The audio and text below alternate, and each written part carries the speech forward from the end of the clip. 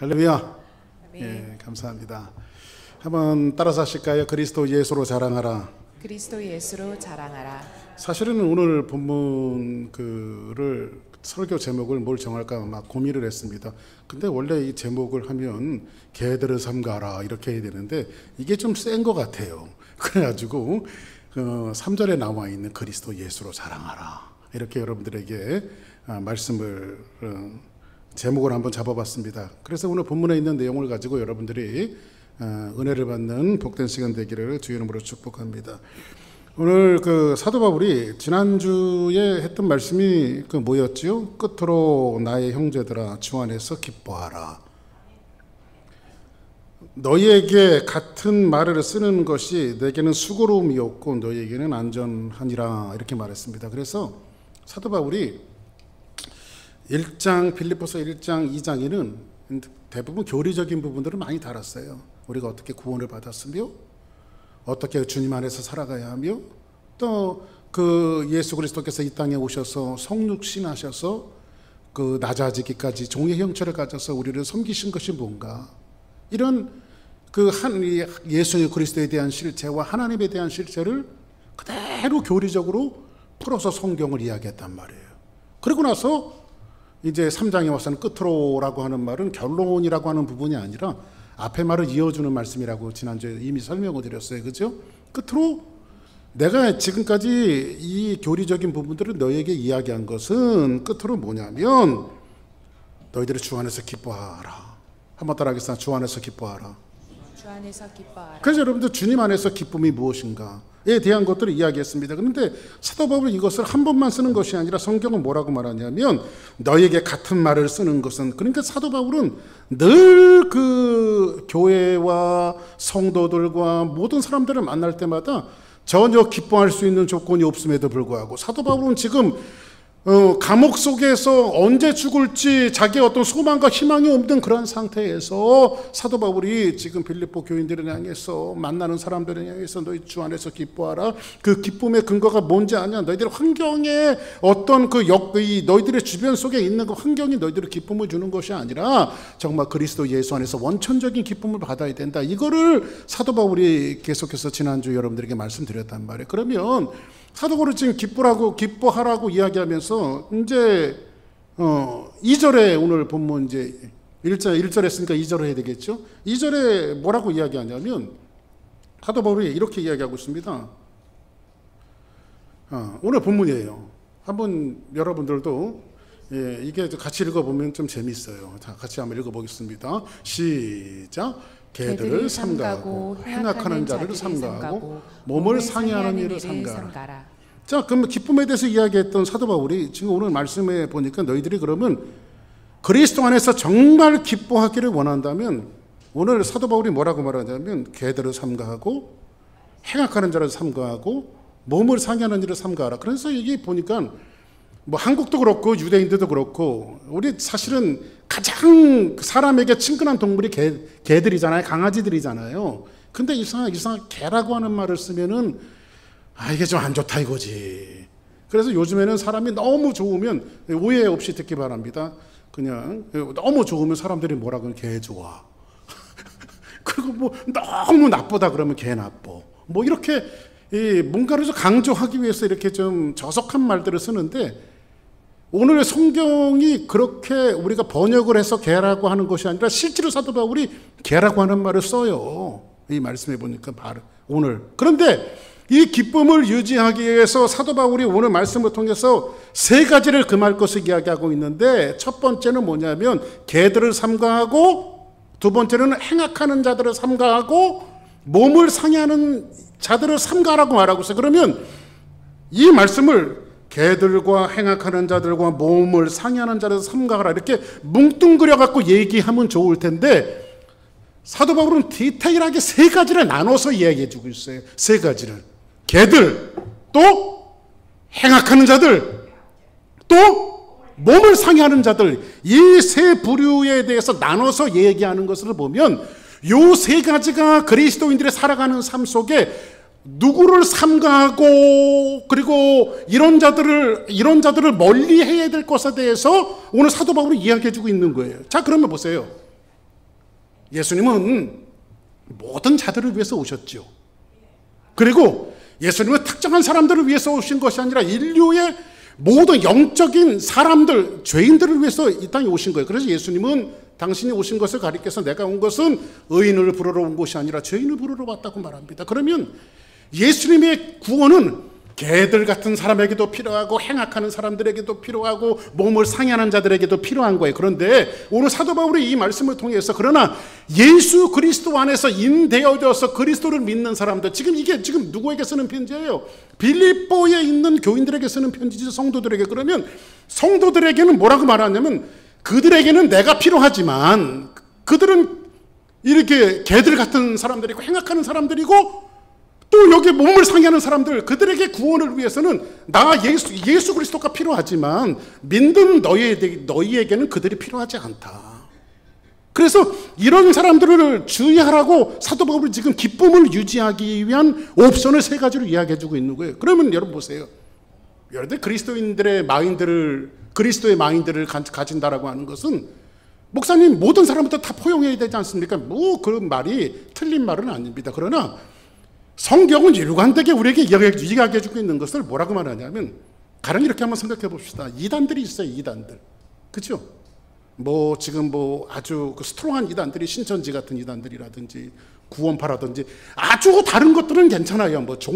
종교적으로 불교나 심지어는 통일교 같은 것도 캐톨릭이나 이런 것들도 좀 다른 것들은 방어할 수 있는데 좀 중요한 그 이단들이 진짜 좀 무서운 이단들이 뭐냐면 비슷한 이단들이 더 무서운 거예요. 그리고 이런 이단들이 있어요. 성경만 갖고 말하는 이단들이 있어요. 근데 이런 구원파라든지 신천지라든지 이런 이단들에 대해서 성경은 뭐라고 말하냐면 저들에게도 개화가 필요하고 참된 예수님이 필요한 거니까 너희들 열심히 가서 저들 전도해 갖고 교회로 교인 만들어라. 성경은 그렇게 얘기하고 있지 않아요. 아이러니하게도 뭐라고 말하냐면 이단이 여러분들을 찾아오면 여러분들은 뭐라고 얘기하냐면 그거 아니에요. 그 진리 아니에요. 나는 그렇게 하나님 믿지 않았습니다. 하고 나서 한두 번을 훈계한 후에 집에서 내치라고 그랬어요. 그들을 교화시키고 만들어가는 것이 아니라 그들을 가까이 하지 말 것에 대해서 성경은 이야기하고 있단 말이에요. 이단들에 대해서. 그러면 이단들을 여러분들이 개화시키고 노력하는 대상이 아니라 어떻게 될까요? 거리를 둬야 되는 대상들이죠. 거리를 둬야 되는 대상들. 그래서 성경은 그렇게 이야기하고 있는데 오늘 믿음의 공동체와 교회 공동체와 그리고 예수 그리스도를 믿는 하나님의 사람들이 진짜 그리스도 안에서 기쁨을 유지하고 만들어 나가기 위해서 사도 바울이 뭉뚱그려서 개들 같은 사람들, 행악하는 사람들, 몸을 상해하는 사람들을 너희들을 삼가라 이렇게 뭉뚱그려서 이야기하지 않고 3가지를 디테일하게 개들을 삼가하고 행악하는 사람들을 삼가하고 몸을 상해하는 사람들을 삼가하라 이렇게 3파트를 나눠갖고 이야기하는 것을 보면 이 3가지가 우리 신앙생활 하는데 여러분들이 평생 살아가면서 거리를 둬야 하는 사람들이 어떤 사람인가를 정확하게 사도 바울이 이야기해주고 싶은 거예요. 여러분 믿음을 지키기 위해서. 그러니까 이런 사람들은 믿음에 도움이 될까요? 안 될까요?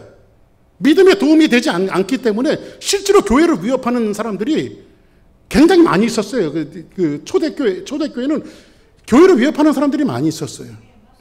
제가 언젠가도 말씀드렸지만 마태, 마가, 누가복음이 비슷한 시기에 쓰여졌어요.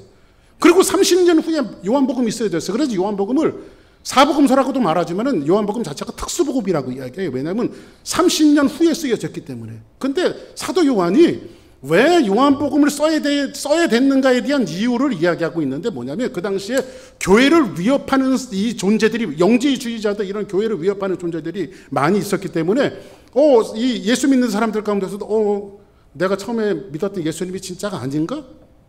이건 내가 잘못 홀린 거가 아닌가? 이런 사태들이 벌어지니까 사도 요한이 붓을 들고 하나님의 말씀을 쓸 수밖에 없는 거예요. 그때 첫 번째 외치는 것이 뭐였죠? 태초에 말씀이 계시니라. 그러니까 말씀이었던 예수님이 태초에 계셨던 하나님이시라는 거죠. 그러니까는 그 태초라고 하는 것을 성경에서 in the beginning이라고 하는 창세기의 말씀과 그대로 이렇게 똑같은 말로 번역되었지만은 원어에 보면요. 창세기의 세상이 시작할 때 그때보다 그 전을 이야기하고 있어요. 그러니까는 예수님은 누구라는 거예요? 창조주 하나님이시고 존재 그 자체라고 하는 사실을 사도 요한이 이야기하고 있는 거죠. 그러면 다시 한번 이제 오늘 말씀에 본론으로 들어가면 이 세 가지 영역이 굉장히 중요한데 그 영역을 한번 여러분들과 같이 한번 나눠보자고요. 첫째로는 뭐냐면 개들을 삼가라. 한번 따라하겠습니다. 개들을 삼가라. 개들을 삼가하라. 그 요즘 개들이 개팔자가 사람 팔자보다 훨씬 좋은 개들이 참 많습니다. 요즘에는 이제 옛날 같지 않아 갖고 애완동물들을 많이 이제 사람들이 이제 뭐 개나 고양이나 이런 것들을 많이 데리고 살다 보니까 저희도 이제 개인적으로 저희 집사람하고 항상 하는 얘기가 있습니다. 저희 집에 선택되어진 강아지들은 좀 불행한 강아지들이다. 왜냐하면 혜택을 못 받고 잘 놀아주지도 않고 그냥 간신히 생명만 유지하게 간신히 생명 밥 주고 물 주고 그리고 뭐 이렇게 너무 그냥 그러면 한번 쓰다듬어 주고 그래서 제가 유일하게 잘 자기 전에 강아지를 집에 들여보내면서 유일하게 놀아주는 게 딱 10분 놀아줍니다. 만져주고 그리고 그게 다예요. 뭐 간식 같은 거는 별로 사주지 않고 그리고 저희 집사람은 불쌍하다고 가끔 뭐 이렇게 던져주기 테이블부터 던져주는데 저는 사료 외에는 절대 주지 않습니다. 그런데 요즘에는 이제 개들이 사람들의 손을 타게 되어지고 의학적으로도 이제 굉장히 케어를 받다 보니까 요즘에 이제 사람들도 100세 시대 아닙니까? 그죠? 그런데 개들도 이렇게 이제 사람들에 대해서 혜택을 받다 보니까 개 노령화 현상들이 생겼대요. 근데 개들도 자기 수명보다 더 사는 거예요. 그러니까. 근데 이 노령화 현상이 생기면서 제가 어디서 봤더니요. 개가 오래 살다 보니까요. 무슨 현상이 생기냐면 사람들도 이제 나이가 많이 들으면 알츠하이머라든지 치매 이런 환자들이 있잖아요. 그 인지장애 능력이라고 말하잖아요. 의학적인 용어로. 그러니까 개들도 치매에 걸린다네요. 그거를 의학적인 용어로 정확하게 개 인지장애 능력 이렇게 표현을 했더라고요. 개들이 인지를 못하는 거예요. 근데 거기에서 이제 5가지 개가 노령화되어지면서 일어나는 현상들을 이야기했는데 이게 재밌어요. 그 첫 번째로는 뭐냐면요. 개가 치매가 걸리면 여러분들 강아지 많이 키우시고 나이가 많아갖고 애들이 이런 짓을 하면 그 치매 맞습니다. 개 치매. 이게 자꾸 개소리를 많이 해갖고 이게 성경 본문이 그러니까 여러분들 이해하고 들으기 바랍니다. 근데 첫 번째 현상은 뭐냐면 이 개들이 치매에 걸리면 방향 감각을 상실한대요. 그러니까는 이렇게 꽃장 가야 되는데 얘들이 치매를 걸리면 방향 감각을 자꾸 오른쪽으로 가고 자꾸 오른쪽으로 가는 거예요. 그래서 제가 이런 것도 신앙하고 좀 접목을 한번 시켜봤어요. 우리가 무엇이 진리며 무엇이 주님이 원하는 길이며 이 길을 걸어가는 것이 하나님이 원하시는 정직한 길이라고 하는 것을 믿음의 사람이면 누구든지 다 알 수 있는 길이죠. 이게요. 그런데 그 방향으로 가지 않고 자꾸 오른쪽으로나 왼쪽으로나 치우치면 뭘까요? 그게 뭐다? 개치매 현상이다. 이렇게 생각하시면 돼요. 두 번째로는 뭐냐면 잠자는 시간이 굉장히 불규칙하답니다. 그러니까 시간 매니지먼이 안 되는 거예요. 얘네들이. 그 밤에 잘 때 괜히 막 돌아다니고 따그닥따그닥 거리면서 돌아다니고 막 돌아다니는 거예요. 저희 집에 강아지 저희가 키우고 싶어서 키운 게 아니라 우리 애들이 사고를 치고 우리는 그 수습하는 차원에서 저희가 이제 애들이 사다 놓으면 저희들을 키우는데 우리 강아지 보니까요. 제가 이제 잘 때 10분 놀아주고요. 강아지 집에 이제 밥 주고 물 주고 집어넣으면요. 정말 거짓말 하나도 안 보태고요. 아침까지 문 열어줄 때까지 얘가 가만히 있어요. 조용해요. 얼마나 조용한지 몰라요. 그러니까 아주 강아지가 훈련이 잘 된 것보다도 우리한테 좋은 강아지가 온 거죠. 근데 개가 이제 인지장애 능력을 상실하게 되어지면요. 개 치매가 오면요. 그냥 밤에도 일어나고 낮에는 또 자고 이게 막 불규칙한 거예요. 그냥요. 그러니까는 세상의 창조의 원리를 역순환하면서 자기 멋대로 사는 거죠. 이게요. 신앙인도 그런 신앙인들이 있어요. 예? 그 세 번째로는요. 이제 개가 이제 치매에 걸리면요. 주인을 보고 짖기 시작한대요. 주인을 보고 짖어요. 가끔 이제 저도 이렇게 이제 차 들어오다 보면 강아지가 여기 있다가 저인 줄 모르고 이렇게 강아지가 참 이게 영물인 게 훈련을 시키니까요. 처음에는 막 짖었어요. 낯선 차가 들어오니까. 근데 이게 애들이 인지를 하니까요. 제 차가 들어오는 거는 차 바퀴 소리 돌아가는 것만 봐도 안 짖죠. 내 차가 들어올 때는. 근데 다른 사람들 차가 들어올 때는요. 뭐 포스트맨이 온다든지 이런 사람이 지나올 때는 이제 똑같은 차소리인데도 막 짖어요. 근데 걔가 치매에 걸리면요. 어떤 현상이 벌어지냐면 주인을 보고 짖기 시작한대요. 그러니까 여러분들 우리가 신앙생활 하다가 자꾸 하나님한테 짖으면 안 돼. 응? 따라하겠어. 하나님 앞에 짖지 말자. 그분한테 영광을 돌려야지. 이것 때문에 하나님 불평하고 이것 때문에 원망하고 이렇게 되면 뭐 하는 거예요? 이 현상이 무슨 현상이다? 옆에 분들을 보고 욕은 하지 마시고 개침의 현상입니다. 시작. 그런 것 같아요. 네 번째로는 뭐냐면요. 우리 강아지들 뭐 잘 키우시는 분들은 배변 같은 거 훈련을 잘 시키잖아요. 그러면 애들이 배변을 이렇게 잘 정해진 장소에 가서 오줌도 놓고 뭐 변도 놓고 그래요. 근데 애들이 이제 치매가 들리면요. 아무데나 막 싸는 거예요. 그냥. 아무데나. 이게 조절이 안 되는 거예요. 아무데나 막 갖다가 싸고 배설물을 난장판으로 만들어 놓는 거예요. 그러니까 그리스도인들이 살아가는 삶 속에서는요, 앉았던 자리와 세워졌던 자리와 여러분들이 두셨던 그 자리가 항상 소금과 빛과 어떤 향기로운 삶을 살아가야 되는데, 여러분들이 걸어가는 모든 자리들마다 메스탑이 되어지고 우물이 일어나고 막 냄새가 일어나면 그게 뭘까요?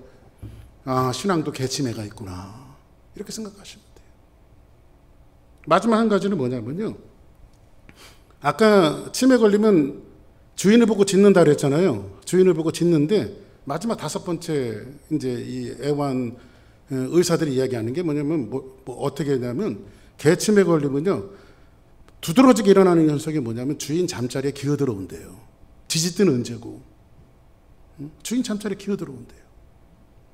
이렇게 이 개들의 특성을 어느 의학 전문지, 이 애완 의학 전문지에 보니까 이런 이야기들을 이야기하고 있는데, 오늘 성경에 보니까 성경에도요, 개라든지 돼지라든지 개나 돼지는 굉장히 부정적인 시각으로 이야기할 때에 개를 삼가고 돼지 같은 것들을 이야기했어요. 그래서 성경에 보니까는 개들과 관련된 이야기들이 굉장히 많이 나오는데 뭐라고 얘기했냐면, 누가복음 16장 21절에 보니 거지 나사로에 대한 비유거든요. 이 말씀에 보니까 그 부자의 상에서 떨어지는 것으로 배불리려 하며 심지어 개들이 와서 지금 헌대를 할 따라 지금 거지들이 일어나는 부스럼들 같은 거 있잖아요. 헌대. 예?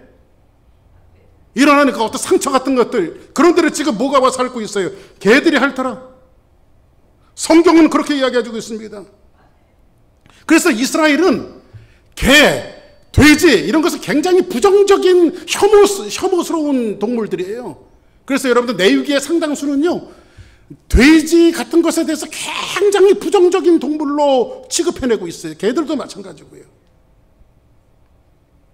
심지어 제가 1996년도에 그 성대순례 갔다 왔는데 이스라엘에서 흔히 보는 풍경이 혐오동물이니까요. 물론 뭐 개를 식용으로 쓰는 것은 뭐 좋으냐 나쁘냐 이런 것들을 여러분들하고 이야기하고 싶지는 않지만은 뭐 유대인들 같은 경우는 그런 것들을 전혀 부정적인 동물이니까 심지어 먹지도 않겠죠. 그런 것들에 대해서. 그러니까 그리고 나서 개를 혐오동물로 하니까는 요즘은 좀 많이 바뀌어갖고 애완동물로 키우는 사람들도 많이 있는데 이 고대 근동시대 때는요, 개들을 애완동물로 키우는 적이 없어요. 그러니까 개들이 어떻게 될까? 사람들이 케어를 못 받고 손이 되지 않으니까 개들이 들에 많은 거예요. 그러니까 유대인들은 근동 그 어떤 사료 같은 것들을 보면요, 바깥에 나갈 때 항상 짝대기 같은 걸 갖고 다녀요.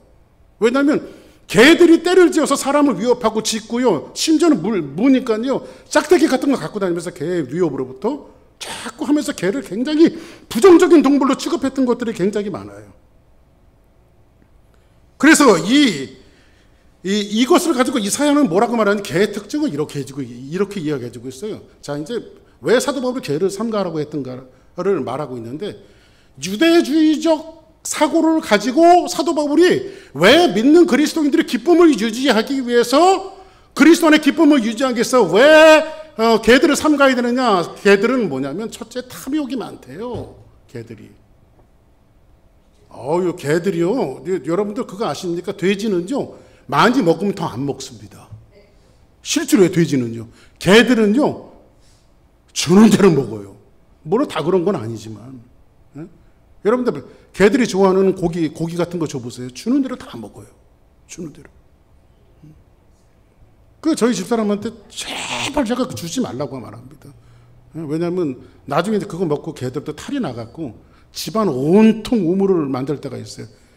자기는 케어는 안 하고 주는 것만 하고 그러니까 제가 좀 그 케어 차원에서 제발 주지 말라고 하면서 밥을 뭐 이제 고기 반찬 같은 거 먹을 때는 제가 째려봅니다. 주지 마. 그 걔가 나만 나쁜 놈이라고 그럴 거야 아마. 말귀를 알아들었다면. 그죠? 그런데 오늘 이 사연은 뭐라고 말하냐면 개의 특징을 개는 탐욕이 심하여 족한 줄 알지 못하고. 그러니까는 배가 부르면 먹지 말아야 되는데 그 탐욕이 심해갖고. 그래서 빌리그레암 목사님이 사망에 이르게 하는 7가지 제약 중에 한 가지 다뤄냈던 그 제목이 서브젝이 있는데 그게 뭐냐? 탐욕이에요. 탐욕. 그러니까 여러분들 사람이 무엇인가에 대해서 자꾸 탐욕을 갖는 것은 성경은 뭐라고 말하죠? 욕심이 잉태한 주 죄를 낳고 죄가 장사한 주 사망을 낳느니라. 그러니까는 성경에서 예수님께서 우리에게 가르쳐 주셨던 기도가 뭐예요? 오늘날 우리에게 일용할 양식을 주옵시고. 하나님께서 우리에게 주신 것으로 만족해야지, 무엇을 자꾸 쌓려고 하는 것은, 무엇을 더 취하려고 하는 것은 그게 기쁨의 조건이고 만족의 조건이 아니라는 거예요. 그죠? 그래서 개는 탐욕이 심하여 족한 줄 알지 못하는 자들이라. 그들은 몰지각한 목자들이라 제 길로 돌아다니며 사람마다 뭐에 대해서 이 사람들이 추는 것은 뭐예요? 이익을 추구하고 있어요. 이익을. 그러니까는 모든 환경과 관계를 이런 식으로 접근해요. 나에게 이익이 되느냐 되지 않느냐. 이것으로 모든 관계를 설정을 해요. 그러니까 이런 사람들은 어떻게 될까요? 결국은 그 터를 모래성을 쌓는 사람들이죠. 비가 오고 창수가 나면 무너짐이 심하는 거예요. 그러니까 어떻게 점철되어져 있냐면 이것은 입으로 하는 거짓말이 아니라 행동으로 하는 거짓말들이 되어지는 거예요. 그래서 여러분들 동화 속에서도 늑대 소년이 어떻게 됩니까? 몇 번 거짓말하다가 맨 마지막에 그를 도와줄 사람이 없는 거예요. 인간의 본질적으로 우리의 조상 아담이 먹음직도 하고 보암직도 하고 지혜롭게 할 만큼 탐스럽게 하기 때문에 선악과를 따먹었던 본질적인 죄악 속에 탐욕이 저와 여러분들 안에 있어요. 그런데 사도 바울이 그리스도 안에서 너희들이 그리스도로 영접하고 하나님 안에 거하는 사람이 되어지면 너희들이 이것만큼은 물리쳐야 되는데 우리 안에 있는 탐욕이지요. 이익을 위해서 쫓아가고 탐욕을 쫓아가는 거. 이것을 가리켜 성경은 뭐라고 말하냐면 개들이라고 말했어요. 성경이 뭐라고 이야기하고 있습니까? 바울은 이런 사람들을 가리켜서 뭐를 삼가하고요? 개들을 삼가하고. 당시 사실 사도 바울이 염두에 뒀던 그 개들을 삼가라고 하는 부류가 있어요. 그 사람들이 누군지 아십니까? 바로 바리새인들이에요. 율법주의자들이에요. 그래서 성경은 뭐라고 말합니까? 개 같은 것이 아니라 그들을 뭐라고 이야기해요? 사도 바울이 개들이라고 표현해요. 개하고 좀 비슷하게 생긴 것이 있어 이렇게 이야기한 것이 아니라 그들을 짐승에 비유해서 개라고 이야기하고 있어요. 그들이 누굽니까? 이런 사람들이에요. 왜 개들인지 아십니까? 성경이 뭐라고 이야기하냐면요, 회개하고 돌아서서 다시 똑같은 죄를 반복하는 사람을 이야기하고 있어요. 하나님 앞에 회개했어요. 하나님 이거 잘못했습니다. 용서해 주세요. 회개했어요. 근데 그것이 고쳐지지가 않아요. 왜 그럴까요? 탐욕적인 본성 때문에 그래요. 내가 뭘 잘못하고 내가 뭘 실수를 하고 어떤 것이 부족하고 어떤 것이 죄인지를 그 사람이 인지를 하고 있음에도 불구하고 이게 너무 몸이 말을 듣지 않는 거예요. 몸이 이게요. 그들을 가리켜 뭐라고 이야기하고 있어요? 항상 자기 이익만을 챙기는 사람들, 이런 사람들을 가리켜 뭐라고 말할까요? 탐욕하는 사람이며 사도 바울은 가차없이 뭐라고 이야기하죠? 개들이라고 말하고 있어요. 개들을 삼가하라. 여러분들이 걸어갈 때에 사람은 이 거리 설정이라고 하는 것이 굉장히 중요해요. 이 거리 설정이 무너지기 시작하면요, 지나친 탐욕이 나갈 수도 있고요, 지나친 오버액션이 나갈 수도 있고요. 그래서 사도 바울은 여러분들은 그리스도 예수를 영접하고 예수 믿은 사람이면 아멘 하시기 바랍니다. 그럼 여러분들 누구로 삼가야 될까요? 어떤 사람하고 거리를 두고 살아야 될까요? 여러분 믿음과 신앙을 지키기 위해서요. 개들을 삼가라는 거예요. 탐욕을, 왜냐하면 이 사람들은 뭐예요? 여러분들은 나아요. 왜 그런지 아십니까? 그게 탐욕인지를 아니까. 근데 그 사람들은 그 탐욕인지 몰라요. 바리새인들과 율법주의자들이요, 꿈에도 자기들이 하나님이 지적하는 개라고 생각한 적이 없어요. 이 사람들이요. 그러니까 다 아는데 자기만 몰라. 하나님도 그들을 개라고 이야기하는데 자기들만 몰라. 자기들은 굉장히 종교적으로 정직하게 살아가고 있다고 생각해요. 이 사람들이요. 근데 사도 바울은 뭐라고 얘기해? 그들이 개라고 이야기하고 있어요. 그렇죠? 지나쳐진 율법주의자들 말이에요. 그 두 번째로는 오늘 뭐라고 삼가해야 할 대상에 대해서 뭐라고 이야기하고 있죠? 한번 따라하겠습니다. 행악자들을 삼가하라. 행악자들을 삼가하라. 행악자들을 삼가하라. 행악자들을 삼가하라. 여기 행악자들이라고 하는 것은 헬라어로 키프세르라고 하는 이 헬라말로 쓰여졌는데, 이것은 뭐냐면 종교의 타성이 젖어 있는 사람들을 이야기하고 있어요. 여러분들, 저도 뭐 이제 50대 중반이 훨씬 넘어버렸으니까 뭐 거의 뭐 60은 안 됐지만 60년을 가까이 예수를 믿고 있는 거 아닙니까? 제가. 그죠? 근데 어떤 사람이 제일 무섭냐면요, 이 종교의 타성이 젖어 있는 사람들이 참 무서워요. 물론 대대로 믿는 집안의 가정들을 하나님이 축복해 주시는 것은 맞지만 종교가 형식이 되어질 때 이건 굉장히 무서운 것들이에요. 오늘날에도 보면요, 교회 생활 오래 한 분들이 있어요. 1대, 2대, 3대 예수 믿는 사람들이 있어요. 예수 믿는 가정들이 있어요. 근데 그들 사람들을 보면요, 자신들도 모르는 사이에 뭔가 틀을 만들어요. 그리고 그게 독선적이 되어져요. 그래서 정기적으로 여러분들 객관적으로 자기를 이렇게 내려놓고 이렇게 좀 이렇게 던져놓고요, 객관적으로 자기를 볼 수 있는 눈들이 필요해요. 여러분들 장기하고 바둑 같은 거 두다 보면요, 장기하고 바둑 두다 보면 한 수 앞을 내다보지 못해요. 근데 사이드에서 옆에 있는 사람 보면 답답한 거예요. 근데 다 보이거든. 그러니까 훈수 두는 사람들이 훨씬 더 잘 보여요. 앞수가.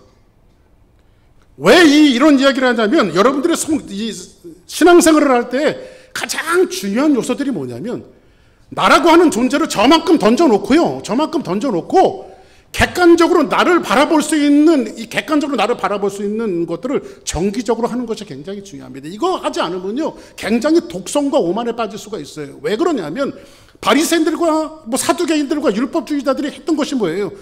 이들이 기도할 때 어떻게 기도합니까? 저 뜰에 서갖고요, 나는 금식 기도합니다. 나는 11조 합니다. 나는 1회에 몇 번씩 기도합니다. 나는 뭐 주일 예배 나옵니다. 금요 예배 나옵니다. 새벽 기도합니다. 정기적으로 성경책 봅니다. 나는 큐티 생활합니다. 이런 것들이 자기 틀 안에 세워놓고, 이것이 마치 하나님을 잘 섬기는 것처럼 이 틀 안에 세워놓고 이거 안 하는 사람들은 전부 다 뭐예요? 정죄를 하죠. 여러분들, 그래서 여러분 신앙생활 할 때 이 사람들의 기준이 뭔지 아십니까? 외적으로 보이는 것들이에요. 이 사람들이 이게 의로우냐, 이게 의롭지 않느냐, 이것은 뭐냐면, 주일 예배 잘 나오는 사람들은 의로운 거고 주일 예배 안 나오는 사람들은 의롭지 않다. 물론 잘 나와야지. 잘 나와야 되는데, 그런 어떤 행동적인 모습을 가지고, 여러분들 100번 잘 나오다가 어쩌다가 한번 이모전시가 돼갖고 못 나올 때도 있죠. 그러면 여러분들 어떤 생각, 아무개 집사님 교회도 안 나와, 이렇게 생각할 것이 아니라, 잘 나오던 분이 왜 안 나올지 무슨 일인가, 이렇게 걱정하는 게 맞는 거지. 그죠? 집사님씩이나 돼갖고 권사님씩이나 돼갖고 여러분들이 그렇게 이야기할 것이 아니라는 거죠. 외적인 것이 기준이 돼서는 안 돼요. 여러분들, 물론 우리가 하나님 앞에 하나님을 섬기는 것은 교회관을 여러분들이 갖는 것이 굉장히 중요해요. 외적으로 볼 때, 제가 좀 이따도 말씀드리겠지만은, 외적으로 예배 드릴 때 사람들이 어떤 장소적인 개념을 가지고 많이 말씀하는 사람들이 있어요. 교회에서 예배 드려야 되느냐, 뭐 가정에서 예배 드려도 되느냐. 여러분들 가정에서 예배 드려도 되세요. 굳이 교회에 나와서 예배 드리실 필요가 없다라고 여러분들 말씀할 수 있어요. 그런데 여러분들 그게 맞는 교회가 아닙니까? 왜 하나님께서 교회 공동체를 만들어 주셨는지 아십니까? 가정에서도 예배 드릴 수 있고 여러분들이 산에서도 예배 드릴 수 있고 어디서든지 예배 드릴 수 있어요. 그럼에도 불구하고 하나님께서 교회 공동체를 만들어 주신 그 이유가 있어요. 교회의 꼴 누굽니까 여러분들? 교회는 누가 교회예요? 여러분들이 모임이 교회죠. 그리고 여기서 모여서 예배 드리는 장소를 뭐라고 말하죠? 예배당이라고 말해요. 그래서 여러분 우리에겐 교회가 필요해요. 왜 그런지 아십니까? 교회의 꼴은 예수님이기 때문에 그래요.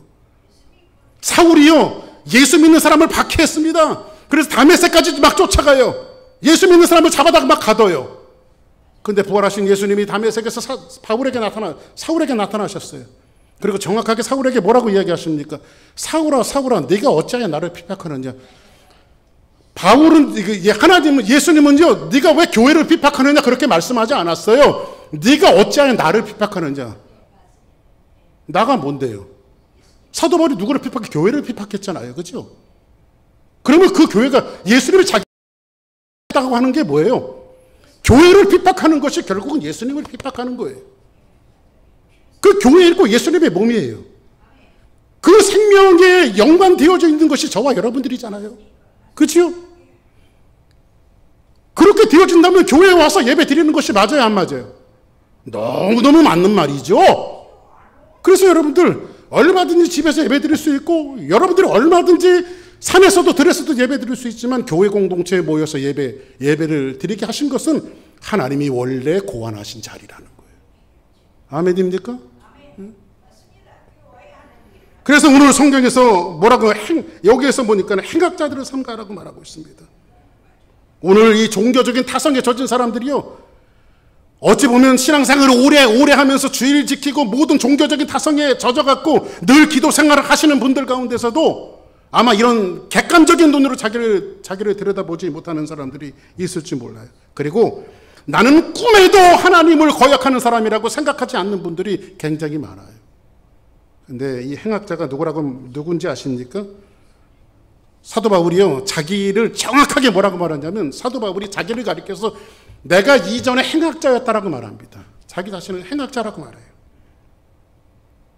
그리스도를 믿는 자들을 다메섹까지 쫓아가서 잡아서 재판석에 넘겨주고, 그때 사울이 그렇게 했던 것은요, 명분이 있었어요. 그것이 교회를 위한 것이고 그것이 하나님을 위한 것이라고 명분이 있었어요. 이 주관적인 사고가 있었죠, 여러분들. 그래서 신앙이라고 하는 것은 가장 무서운 적이 뭔지 아십니까? 자기 어떤 틀을 가지고 주관적으로 이 모든 것들을 사고하는 이 사고가 굉장히 무서운 사고예요. 그래서 안희숙 여사님이 쓴 책 제목 중에 그런 제목이 있죠. 한번 따라하겠습니다. 그럴 수도 있지. 그럴 수도 있지. 여러분들, 그리스도 안에서 그럴 수도 있는 거예요. 가끔 오늘 사람들이 살다 보면요, 이런 사람들이 있습니다. 나는 나라를 위해서. 근데 그 사람들 나라를 위해서 이렇게 이거 외치는 사람들 보면 진짜 나라를 위한 사람들인지 몰라요.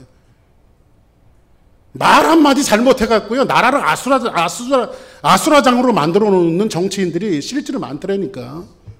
근데 그 사람들은 나라를 위해서래요. 근데 어떤 사람은 또 교회를 위해서. 근데 그 사람이 교회를 위해서 막 목소리를 높이는 것이 어떨 때는 그분들이 말하는 것이 맞을 때가 있지만은 교회는 아수라장이 돼버려요. 그게 교회를 위한 겁니까? 사도 바울이 뭐라고 말했어요? 너희 안에 이 마음을 품으라. 곧 그리스도 예수의 마음이니. 그는 근본 하나님의 본체시는 하나님과 동등됨을 취할 것으로 여기지 아니하시고 종의 형체를 가져 죽기까지 복종하셨느니라. 그죠? 그러니까 주님께서 우리에게 가르쳐 주셨던 주셨던 원리는 그런 것들이 아니에요. 내 방식, 내 생각대로 살아가는 것이 옳다라고 말씀하신 것이 아니에요. 그래서 바울은 나중에 가서 자신이 모르고 지은 죄에 대해서 뭐라고 고백하고 있죠? 사도 바울은 이런 고백을 하고 있어요. 예?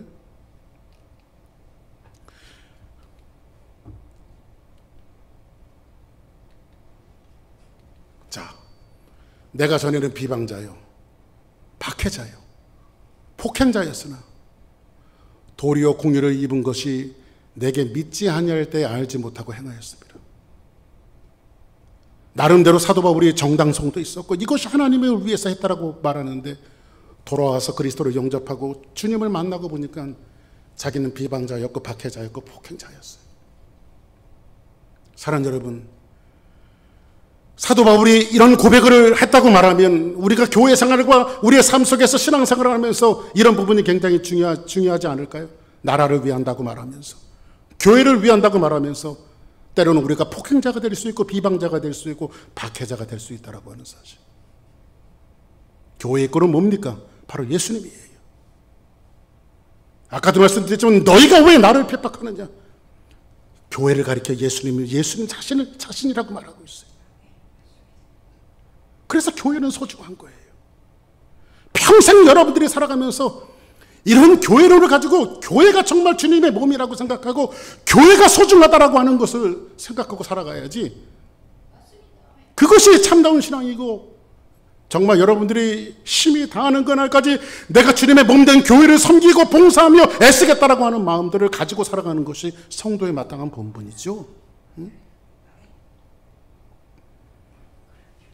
사도 바울은 자기가 열심을 낸 것을 뭐라고 얘기합니까? 내가 증언하노니 그들이 하나님께 열심히 있으나 올바른 지식을 따른 것이 아니니라. 뭔가 하나님 앞에 열심은 있는데 올바른 뭘 따르는 것이 지식을 따른 것이 아니라. 올바른 지식이 뭘까요? 하나님의 말씀이죠. 그러니까 여러분들 나름대로 여러분들의 열심히 하나님의 말씀은 아니라는 거예요. 물론 열심히 하지 말라는 게 아닙니다. 여러분 열심히 하십시오. 열심히 여러분들 하는 봉사들이 얼마나 감사한지 몰라요. 진짜 여러분들 주일 아침에 나올 때 너무 감사한 분들이 있어요. 여러분들 맛있는 점심 먹기 위해서 진짜 열심히 여러분들이 봉사하는 그 내용들이 너무너무 아름답습니다. 그리고 또 그분들이 특색이 있어요. 뭐냐면 이거 맛있다고 잘 먹어주면요, 그냥 아침부터 부산 떨고 열심히 봉사하면서 막 이렇게 왜 그런 마음도 있을 거 아니에요. 이게 왜 나만 하나 이러다가도 여러분들이 맛있다 잘 먹어주면 그래 나만 해야지 이렇게 바뀐단 말이야. 할렐루야. 나만 해야지 이렇게. 너무너무 감사드려요. 목사님은 칭찬 안 한다고 막 그래서 칭찬해 드리는 겁니다. 너무너무 감사드립니다. 물론 그런 열심들이 굉장히 중요합니다. 근데 여러분들이 그런 봉사를 할 때도 이렇게 하셨으면 좋겠어요. 주님 때문에 봉사하지. 주님이 내게 주신 은혜가 얼마나 많은데. 이 모든 것들이 다 누가 있어야 돼요? 주님이 있어야 되죠. 마지막 세 번째입니다. 뭘 삼가해야 합니까? 손할례당을 삼가하래요. 한번 따라 하겠습니다. 손할례당을 삼가하자. 아멘. 여러분들 보세요. 손할례당이라고 하는 것은 뭐예요? 육체적인 표시가 있는 사람들이, 유대인들은 뭐죠? 난지 8일 만에 남자의 생식기의 끝을 잘라내잖아요. 그렇죠? 생식기의 끝을 잘라내는 것을 할례라고 말하잖아요. 그러니까 할례는 뭐냐면 이게 유대인들이 이야기하고 있는데 요즘으로 이야기하면 예수 믿어갖고 몇 대, 2대, 3대, 4대 믿는 예수 믿는 집안들이 이야기하는 거예요. 손에 할례당. 겉으로 표시가 있는 사람들이 있잖아요. 응? 이스라엘 사람들은 율법을 목숨까지 지킵니다. 그리고 하나님을 잘 공경한다고 그들은 생각을 해요. 실제로. 그런데 꿈엔들 자신들이 틀렸다고 이 사람들은 생각하지는 않아요. 자신들이 틀렸다고 생각하지는 않아요. 여러분 보세요. 아침에도 일부 예배 때도 갑자기 생각나서 말씀드렸지만 하나님이 인생들에게 율법을 주셨습니다. 우리에게. 그렇죠? 죄송하지만 여러분들 율법은 하나님이 여러분 지키라고 주신 게 아니에요. 율법을 하나님이 여러분들에게 주신 이유는 여러분 지키라고 주신 게 아니에요. 다시 한번 말씀드릴게요. 하나님께서 왜 율법을 주시냐? 여러분 지키라고 주신 게 아니에요. 여러분들 율법을 못 지킬 줄 하나님이 알아요. 근데 왜 그런데도 불구하고 하나님이 왜 율법을 주셨을까? 왜 하나님 법을 주셨을까? 법이 없을 때는요, 자기가 몇 점짜리인지를 몰라요. 얼만큼 정직하게 살아가고, 얼만큼 주님 뜻대로 살아가고, 얼마나 성결하게 살아가는지 자기가 몇 점짜리인지를 몰라요. 그래서 하나님께서 우리들에게 율법을 던져주셔서 너 몇 점짜리인지 답안지 한번 체크 한번 해보자. 근데 하나님의 율법을 받았더니 나 같은 빵점짜리가 없는 거예요. 그 율법은 뭐예요? 율법을 주시면 죄를 깨달음이라. 그죠? 내가 몇 점짜리인지를 알게 하기 위해서 하나님이 율법을 주셨단 말이에요. 그죠? 그래서 여러분들, 우리는 그래서 나는 무익한 죄인이고 정말 빵점짜리가 나온 내가 필요한 것은 뭐예요? 그것을 복구해 주시고 감싸 주실 예수 그리스도가 필요한 거잖아요. 그리스도 예수가 필요한 거잖아요. 근데 오늘 여기서 보니까 신앙생활 좀 한다는 사람들이, 종교생활 좀 한다는 사람들이, 나는 금식기도 하고, 나는 뭐 하루에 몇 번씩 기도하고, 성경책도 맨날 보고, 이런 것들이 여러분들의 의의가 돼서는 안 된다는 거죠. 그것도 뭐예요? 그렇게 하십시오. 성경책 보십시오. 기도하십시오. 이게 너무나도 당연한 일들이에요. 그러나 하나님의 은혜로, 할렐루야, 하나님의 은혜로 이런 신앙생활들을 해야 되죠. 그러니까 여러분들, 율법주의자들, 손할례당이 의로우냐 의롭지 않느냐 기준이 되는 게 뭐예요? 너 할례 받았어? 못 받았구나. 넌 죄인이야. 난 할례 받았어. 너 침례 받았어? 세례 받았어? 아직 못 받았어. 넌 죄인이야. 나는 의인이야. 이렇게 겉으로 드러나는 것이 의인과 죄인의 기준점이 돼서는 안 된다는 거죠. 근데 이 사람들의 기준점은 항상 바깥으로 드러나는 것들이에요. 그런데 놀랍게도 바울은 결론적으로 뭐라고 말하는지 아십니까? 바울이 자기가 할례파래요. 바울 자신이 자기가 할례파래요. 근데 이 할례파가 어떤 사람이 할례파인가를 오늘 본문 3절이 이렇게 얘기해 준다니까요. 맨 마지막에 뭐라고 말합니까? 우리가 곧 할례파니라 이렇게 말하죠. 사도 바울이 자기가 할례파라고 말해요. 그런데 어떤 사람이 할례파인지 세 가지를 이야기하고 있는데, 하나님의 성령으로 봉사하는 사람이 할례파며, 그리스도 예수로 자랑하는 사람이 할례파며, 육체를 신뢰하지 않는 사람이 할례파다 이렇게 말하고 있어요. 너무 맞는 말씀이죠. 성령으로 봉사하는 사람이 누구예요? 봉사라고 하는 말을 뭐라고 이야기합니까? 서비스라고 말하죠. 서비스가 뭡니까? 서비스가 예배예요, 예배. 예? 여러분들, 예수님께서 복음서에 보면 사마리아 여인과 물 길른 사마리아 여인과 대화하는 장면을 크로즈업하고 있습니다. 근데 예수님께서 그 여인과 대화하는 가운데 예배를 혁명적인 발상으로 말씀을 하세요. 뭐라고 말하죠? 신령과 진정으로 예배드리라. 하나님이 영이시되 예배하는 자가 신령과 진정으로 예배할지니라. 근데 여기서 진정이라고 하는 말이 정확한 헬라어의 어근에는 뭐라고 되어 있냐면 진리로 신령과 진리로 예배할지니라 이렇게 되어 있어요. 여인이 첫 번째 드렸던 질문이 뭔지 아십니까? 당신은 선지자 같은데 내가 하는 질문이 있습니다. 그게 뭐냐? 도대체 예배를 어디서 드려야 합니까? 나는 사마리아 사람인데 우리 조상들은 옛날부터 그리심산에서 예배 드렸습니다. 이 사마리아 사람들은 아수르에서 북이스라엘이 멸망당했을 때 아수르 사람들이 그 유대인의 여자들과 그 다음에 유대인 남자들은 또 이 아수르의 여자들과 결혼해갖고 낳은 혼혈족들, 이 사람들을 통틀어서 이 피가 섞인 사람들, 이 사람들 사마리아 사람이라고 말하는 거예요.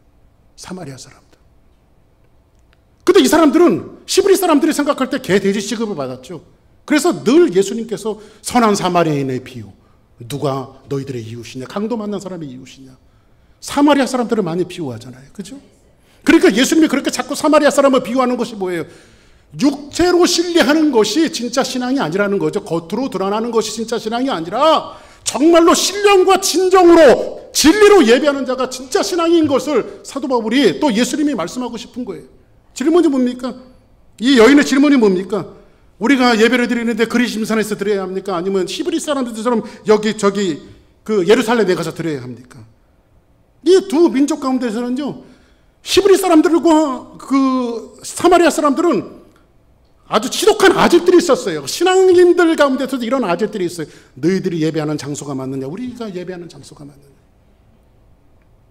자, 예배가 장소입니까, 여러분들? 아까도 말씀드렸죠, 여러분들.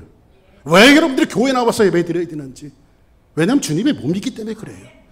그리고 교회들이 여기 나와서 여러분들과 어우러져 있기 때문에 생명체로 여러분들 보세요. 세포가 있는 곳에 여러분 생명이 자꾸 다가가죠. 죽은 몸에는 세포가 다 죽는 거예요. 그 왜 여러분들이 교회 몸에 자꾸 붙어야 되는지 아십니까? 여러분들이 자꾸 교회에 나와야 되는 것은 여러분의 세포가 생명이 살아있다는 증거예요. 그게요. 그렇죠? 이 두 민족이 첨예한 대립을 하고 있습니다. 장소적 예배관에 있습니다. 근데 예수님이 뭐라고 혁명적인 사고를 그들에게 말씀하시는데 하나님의 영으로 예배하되 진리로. 그러면 이 진리는 뭐예요? 내가 그 길이요 내가 그 진리요 내가 그 생명이니 내게 오라.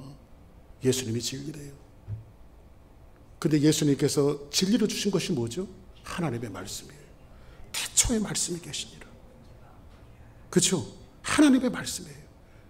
하나님이 세상을 창조하실 때 어떻게 창조하셨죠? 다만 말씀으로 창조하셨어요. 그 말씀이에요. 그 말씀. 근데 그 예수님이 뭐라고 말합니까?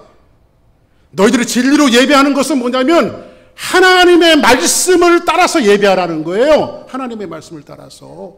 그래서 로마서 12장 1절에 보니까 뭐라고 이야기하고 있습니까? 그러므로 형제들아 내가 하나님의 모든 자비하심으로 너희를 권하노니 너희 몸을 하나님이 기뻐하시는, 한번 따라하겠습니다. 너희 몸을 하나님이 기뻐하시는 거룩한 산 제물로 드리라. 이는 너희가 드릴 영적 예배니라. 여러분들, 그들에게 죽은 제사는 두 가지가 있습니다. 이 말씀을 그렇게 하시는 산 제사라고 하는 이 말씀을 두 가지를 염두에 두고 사도 바울이 이야기한 거예요. 그들에게 죽은 제사는 뭐냐면요, 하나는 말 그대로 죽은 제물을 드리는 제사 있죠. 제물을 죽여서 드리잖아요. 그 반대 개념이에요. 살아있는 제물을 드린다. 또 하나는 뭐냐면 생명이 있고 순종이 없는, 생명이 없고 순종이 없는, 그러니까는 껍데기를 나와서 예배드리지만 거기에 순종함이 없어요. 이 예배 하나를 여러분들이 정말 잘 드려서 이 예배를 밑거름 삼아서 정말 한 주간도 정말 믿음 안에서 신앙 안에서 내가 살아가겠다라고 하는 몸부림을 치는 장소가 이 자리가 되어져야 되죠. 그죠? 그럼 여러분들이 정신을 바짝 차리고 눈을 부리부리하게 뜨고 내가 정말 예배를 통해서 한 주간 내가 이 하나님의 말씀을 가지고 살아야 됩니다라고 하는 이런 이 부르짖음과 간절한 열망이 있어야 되겠죠. 그래서 결국 하나님은 우리에게 원하는 제사는 뭐예요? 예배라고 하는 것은 성령으로 봉사하여 성령으로 예배드리는 거. 성령으로 예배드린다라고 하는 것은 성령께 붙잡혀서 뭘 드리는 거예요? 우리의 삶을 드리는 거예요. 삶을. 그것이 바로 사도 바울의 로마서 1장부터 11장까지가 뭐죠? 교리적인 부분이었죠. 어떻게 우리가 구원을 받았으며 하나님 어떻게 우리를 구원하셨으며 이런 것들을 이야기하고 나서 삶의 실천편으로 먼저 제일 처음에 12장부터 시작되어지는 삶의 첫걸음이 뭐였어요? 너희들이 살아있는 예배를 하나님 앞에 드려라. 살아있는 예배를 드려라. 이것이 첫 번째 실천이었어요. 아무리 모든 것들이 넉넉하고 아무리 모든 환경이 잘 되어진다 할지라도 이런 것이 삶으로 실천되어지지 않고 여러분의 삶으로 하나님 앞에 예배드리지 않는다면 아무것도 아닙니다. 제가 저희들 자녀들한테 늘 하는 말입니다. 너희들 아무리 잘 나가도 하나님 없으면 아무것도 아니다. 잘 들어. 하나님 없으면 아무것도 아니라고. 예수 그리스도 없으면 아무것도 아니에요. 두 번째로는 뭐라고 말하죠? 한번 따라하겠습니다. 예수로 자랑하고. 오늘 제목이에요. 이 말을 하는 이유가 있습니다. 당시 율법주의자들과 바리새인들은요, 자랑의 근거가 자기 삶의 행위였어요. 나 뭐 하는데? 나 기도하는데? 나 예배 드리는데? 나 금식하는데? 나 헌금하는데? 나 매일매일 말씀 보는데? 이런 것들이 그들의 기준이었어요. 자꾸 이렇게 하니까 그거 하지 말라는 소리로 들으면 또 안 됩니다. 근데 이런 것들이 의의 열매로 기준이 되는 사람들은요, 성경을 잘 이해하지 못하는 사람들이에요. 한번 따라하겠습니다. 우리 안에는 자랑할 것이 없습니다. 자랑할 것이 없습니다. 아멘. 아멘. 어떻게 됐습니까? 우리가 예수 그리스도의 보혈로 말미암아 우리는 거듭난 사람이 되었어요. 거듭났다라고 하는 것은 뭐죠? 죄에 대해서 죽고 의에 대해서 사는 거예요. 이거 누가 만들어 주셨어요? 예수님이 만들어 주셨죠. 어디서요? 저 십자가에서. 아멘. 그러니까 여러분들이 다시 태어난 사람은 뭐예요? 죽을 사람이었는데 여러분들이 다시 거듭나서 태어났단 말이에요. 근데 그걸 누가 만들어 주셨어요? 예수님이 만들어 주셨잖아요. 그럼 뭐 어떻게 될까요? 예수로 자랑하고. 아멘. 뭐가 조금 잘 돼도 예수로 자랑하고, 뭐가 조금 안 돼도 예수님이 하셨습니다. 예수님께서 나를 살피십니다. 늘 예수로 자랑하고. 마지막 한 가지는 뭐라고 말합니까? 육체를 신뢰하지 않는 거래요. 육체를 신뢰하지 마십시오. 몸을. 이 말은 당시 정통 유대인들을 고발하는 내용들이에요. 지금으로 말하면 신앙생활 어지간히 했다는 사람들을 고발하는 내용일 거예요. 근데 여러분들, 오늘 우리가 복음 안에 살라고 하는 명령을 지키고 그리스도의 원형적인, 그러니까 우리의 육체, 이 껍데기 여러분들 자랑할 게 뭐가 있습니까? 돈 많이 번다고 자랑할 것도 없고, 건강, 나는 그래도 목사님 건강한 것 같아, 건강 자랑할 것도 없고, 뭐 우리 애들 잘 나가는 것 같아요, 애들 자랑할 것도 없고, 나 무슨 학위 받았는데 학위 자랑할 것도 없고, 누구 자랑해야 합니까? 예수 자랑하고 육체를 신뢰하지 않는 것이 그건 누구니라? 할례파니라. 아멘. 진짜 할례파가 누구예요? 우리를 자랑하지 않는 거예요. 오늘 이 말씀 붙들고 여러분들이 한 주간도 정말 마음을 다하고 성품을 다하고 뜻을 다해서 하나님만 살아가고 그분을 의지하는 그런 삶을 살아가기를 부탁드립니다. 그래서 한 주간 제가 달라스 올라가면서 내려오면서 하나님께서 내 마음속에 주셨던 찬양이 있어요. 우리 다 같이 차려서 일어나시겠습니다. 마음을 다하고 성품을 다하고 우리 한번 찬양 한번 드리겠습니다.